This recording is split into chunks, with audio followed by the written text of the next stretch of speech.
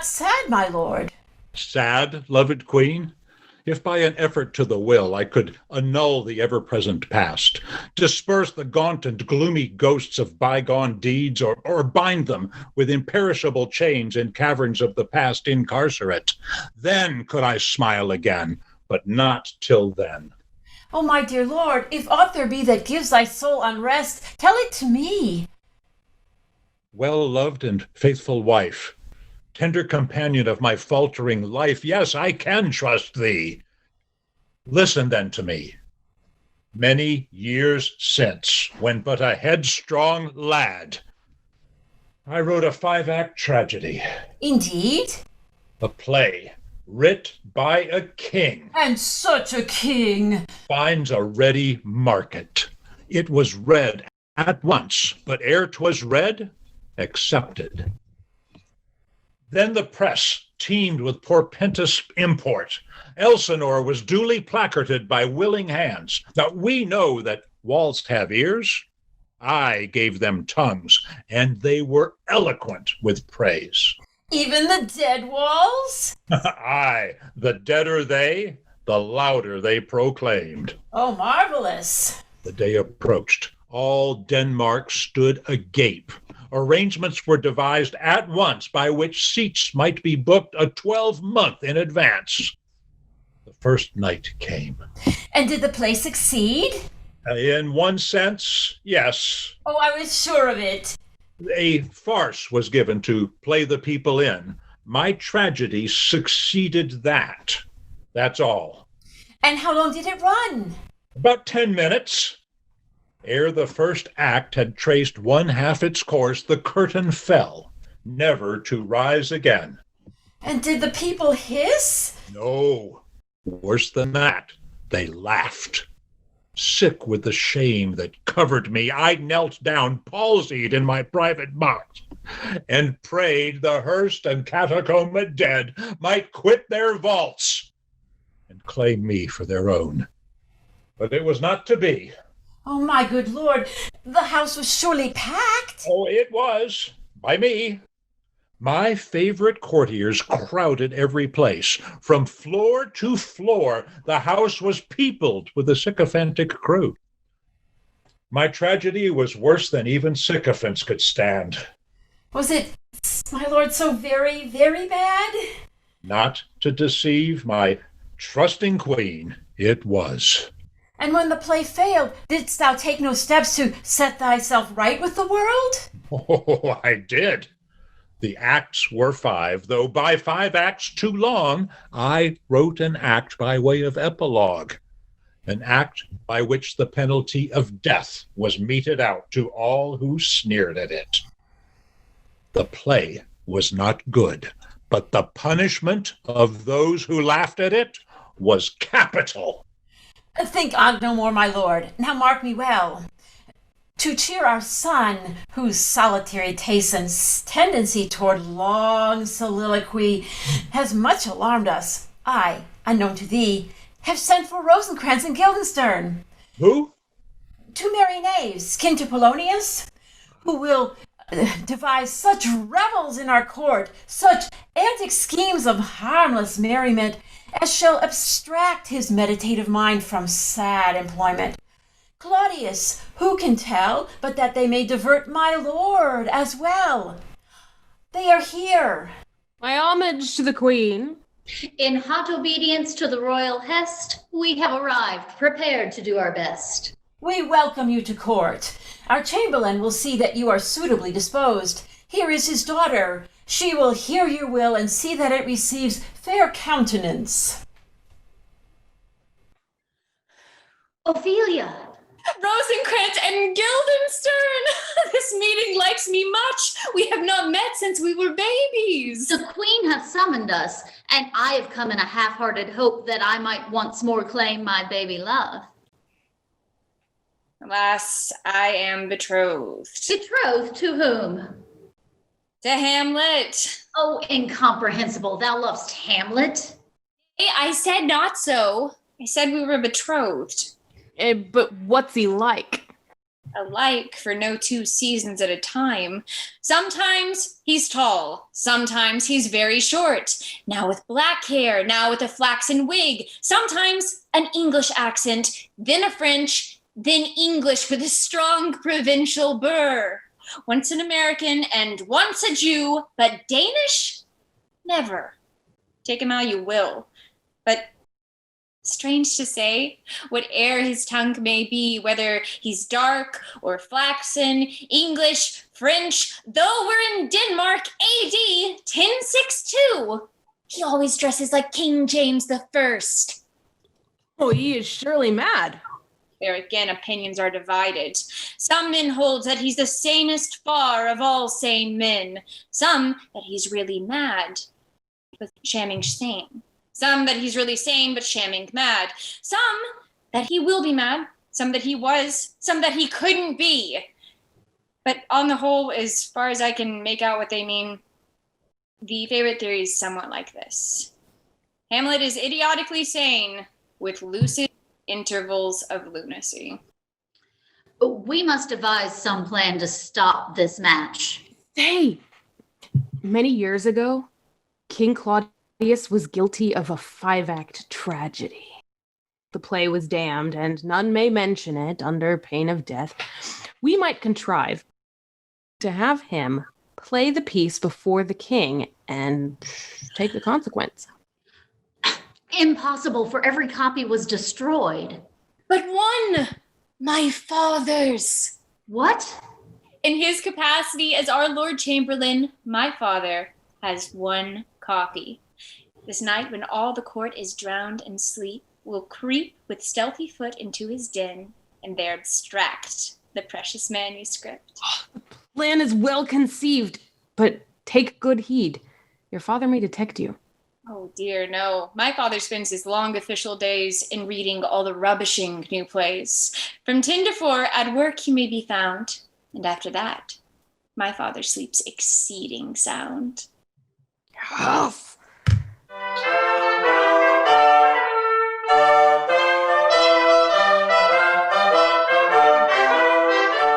Have you as yet planned aught that may relieve our poor afflicted son's despondencies? Madam, we've lost no time. Already we are working up some court theatricals in which the prince will play a leading part. That's well bethought. It will divert his mind. But soft, he comes. How gloomily he stalks, as one o'erwhelmed with weight of anxious care. He thrusts his hand into his bosom thus, starts, looks around, then as if reassured, rumples his hair and rolls his glassy eyes. That means he's going to soliloquize. Prevent this gentleman by any means. Will, but how? Anticipate his points and follow out his argument for him. Thus, you will cut the ground from beneath his feet and leave him naught to say. We will. We will. A mother's blessing on you both. To be or not to be? Yes, that's the question. Whether he's bravest to cut his throat rather than suffer all. Or suffer all rather than cut his throat. Away. Go away. To die. To sleep. It's nothing more. Death is but sleep spun out. Why hesitate? The only question is between choice of deaths, which death to choose. Do take those dreadful things away. They make my blood run cold. Go away. Go away. To sleep, perchance to... Dream, that's very true. I never dream myself, but Guildenstern dreams all night long, out loud. With blushes, sir, I do confess it true. This question, gentlemen, concerns me not. For who would bear the whips and scorns of time? Who'd bear the whips and scorns? Now let me see. Who'd bear them, you say? Who'd bear the scorns of time? The whips and scorns. The whips and scorns, of course. Don't tell us. Let us guess. The whips of time. Oh, sirs, this interruption likes us not. I pray you, give it up. Well, my lord, we do. We don't know who bears these whips and scorns. but that the dread of something after death. That's true. Post-mortem and the coroner, felo de se, crossroads at 12 p.m. Oh, and the forfeited life policy, exceedingly unpleasant. Gentlemen, it must be patent to the merest dunce 3 persons can't soliloquize at once. They are playing on me. Playing upon me, who am not fashioned to be played upon. Show them a pipe, a thing of holes and stops made to be played on, and they'll shrink abashed and swear they have not skill on that. But mark. Rosencrantz, here. This is a well-toned flute. Play me an air upon it. Do not say you know not how. Oh, nay, but I do know how. I'm rather good upon the flute. Observe.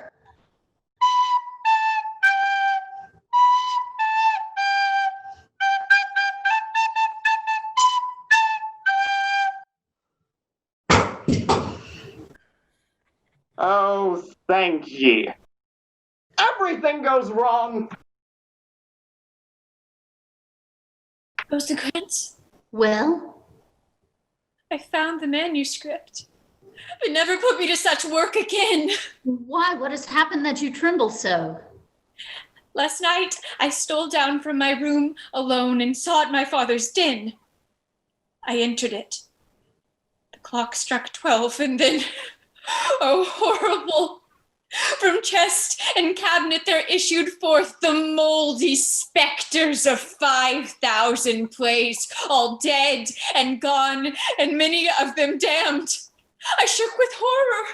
They encompassed me, chattering forth the scenes and the parts of scenes which my poor father wisely had cut out. Oh, horrible! Oh, 'twas most horrible. What was it they uttered? Decline to say. The more I heard, the more convinced was I. My father acted most judiciously. Let that suffice thee. Well, give me then the play, and I'll present it to the prince. Stay. Do not appear to urge him. Hold him back, or he'll decline to play the piece. I know him. And lose the name of action. Why, what's that? Oh, we have just been going through several plays, trying to find one suited to our company. This is, my lord, a 5-act tragedy. 'Tis called Gonzago, but it will not serve. 'Tis very long. Is there a part for me? There is, my lord, a most important part. A mad archbishop who becomes a Jew to spite his diocese. That's very good. Here you go mad and then soliloquize, and here you are the sane again and then you don't. And then later on you stab your aunt because, well, I can't tell you why you stab your aunt, but still you stab her. That's quite enough. Then you become the leader of a troop of Greek banditti and soliloquize.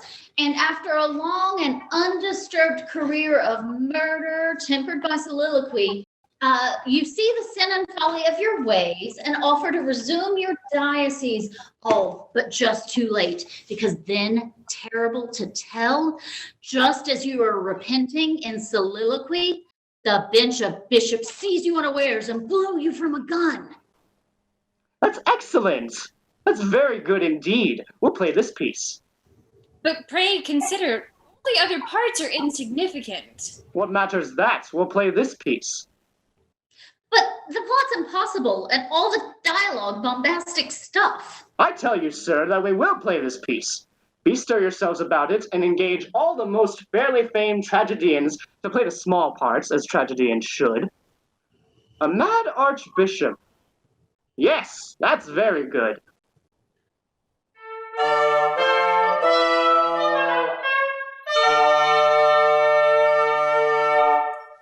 A fair good morrow to you, Rosencrantz. How march the royal revels? Lamely, madam, lamely, like a one-legged duck. The prince has discovered a strange play. He hath called it a right reckoning long delayed. And of what fashion is the prince's play?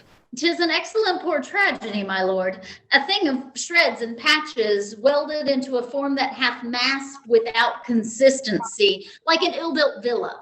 But, sir, you should have used your best endeavors to wean his fantasy from such a play? Madam, I did, and with some success, for now he seeth the absurdity of the tragical catastrophes and laughs at it as freely as we do. So, albeit the poor author had hoped to have drawn tears of sympathy, the prince has resolved to present it as a piece of pompous folly, intended to excite no loftier emotion than laughter and surprise. Here comes the royal tragedian with his troupe. Good morrow, sir. This is our company of players. They have come to town to do honor and add completeness to our revels. Good sirs, we welcome you to Elsinore. Now prepare ye now. We are agog to taste the intellectual treat in store for us. We are ready, sir. But before we begin, I would speak a word to you who are to play this piece. I have chosen this play in face of sturdy opposition from my well-esteemed friends, who were for playing a piece with less bombastic fury and more frolic.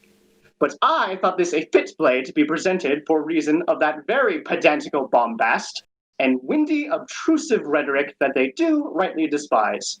For I hold that there is no such antic fellow as your bombastical hero, who doth so earnestly spout forth his folly as to make his hearers believe that he is unconscious of all incongruity. Whereas he who doth so mark, label, and underscore his antic speeches as to show that he is alive to their absurdity, seemeth to utter them under protest, and to take part with his audience against himself. For which reason, I pray you, let there be no huge red noses, nor extravagant monstrous wigs, nor coarse men garbed as women in this tragicomedy, for such things are as much to say, I am a comic fellow. I pray you laugh at me and hold what I say to be cleverly ridiculous. Such labeling of humor is an impertinence to your audience, for it seemeth to imply that they are unable to recognize a joke unless it be pointed out to them. I pray you avoid it. Sir, we are beholden to you for your good counsels. But we would urge upon your consideration that we are accomplished players who have spent many years in learning our profession. And we would venture to suggest that it would better befit your lordship to confine yourself to such matters as your lordship may be likely to understand. We, on our part, may have our own ideas as to the duties of heirs apparent, but it would ill become us to air them before your lordship, who may be reasonably supposed to understand such matters more perfectly than your very humble servants.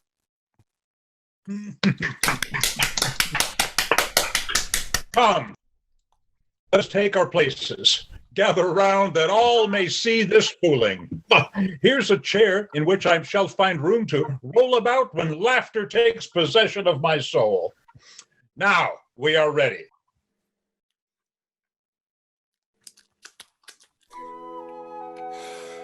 Shouldst thou prove faithless? If I do, then let the world forget to woo. The mountain tops bow down in fears, the midday sun dissolve in tears, and outraged nature, pale and bent, fall prostrate in bewilderment. Hope you will prove faithful, lest we should all be involved in this catastrophe. Much indeed depends upon his constancy. I am sure he hath all our prayers, gentlemen. Is this piece well known? It is not, my lord. I seem to have met with these lines before. Go on. Hark! Dost thou hear those trumpets and those drums? Oh, thy hated rival, stern Gonzago, comes! Ah! And wherefore cometh Gonzago? He cometh here to woo. Cannot he woo without an orchestra at his elbow? Fico on such wooing, say I. Who is Gonzago? Oh, he's a mad archbishop of Elsinore. 'Tis a most ridiculous and mirthful character. The more so that the poor author had hoped to have appalled you with his tragedical end. Far from the cares of church and state, I come to wreak my love and hate. Love whirls me to the lofty skies. Hate drags me where dark Pluto lies. Mary, he must have a nice time of it between them. Oh, sir, this passeth the bounds of ridicule, and to think these lines were meant to draw our tears. Truly mine eyes run with tears, but they are begotten of laughter. Gently spare your ridicule, lest you have none of it left for the later scenes. The tragedy is full of such windy fooling. You shall hear more anon. There are 5 acts to this. Oh, For 2 great ends I daily fume, the altar and the deadly tomb. How can I live in such a state and hold my archiepiscopate? Oh, my lord, I pray you end this, or I shall die with laughter. did mortal ever hear such metrical folly? Stop it, my good lord, or I shall assuredly do myself some injury. Oh, sir, prithee have mercy on us. We have laughed till we can laugh no more. The drollest scene is coming now. Listen. Stop! Stop, I say! Cast off those mummeries. Come hither, Hamlet. Why, what ails you, sir? Knowst thou who wrote this play? Not I indeed, nor do I care to know. I wrote this play. To mention it is death by Denmark's law. Oh, spare him, for he is thine only child. No, I have 2. My son, my play, both worthless. Both shall perish together. Hold thine hand! I can't bear death, I'm a philosopher! That's true. But how shall we dispose of him? A thought. There is a certain isle beyond the sea where dwell a cultured race, compared to which we are but poor, brain-blind barbarians. 'Tis called England. Oh, send him there. If but the half I've heard of them be true, they will enshrine him on their great good hearts, and men will rise or sink in good esteem according as they worship him or slight him. Well, we're dull dogs in Denmark. It may be that we've misjudged him. If such a race there may be, I am not a well-read man. They're welcome to his philosophic brain. So, Hamlet, get thee gone and don't come back.